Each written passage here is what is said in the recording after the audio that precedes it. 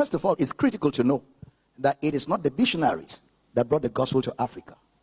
The gospel came to Africa before there were missionaries. If you read the book of Acts very carefully, in the book of Acts, where Philip met the Ethiopian eunuch, when Philip met him, that was not the first time he was hearing the gospel. He was reading Isaiah, and it's an Ethiopia. That's in the book of Acts. That's long, long before there were anything called missionaries. Which means that the gospel was already in Africa, right in Ethiopia here, in the book of Acts. In the book of Acts.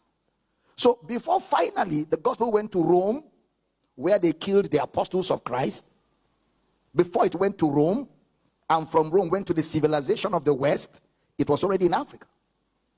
But the white people, of course, brought back the fullness of the gospel to Africa, because there were parts of Africa that had not been invaded. But it didn't start with the white people. It actually started in Africa. And I can go a bit further. When Jesus was 2 years old, they took him to Egypt. So the gospel was already in Egypt before America, London, England, Canada, Germany, before all those places. Egypt already had the gospel. Egypt in our backyard here. I gave you Ethiopia in Acts. I gave you Egypt.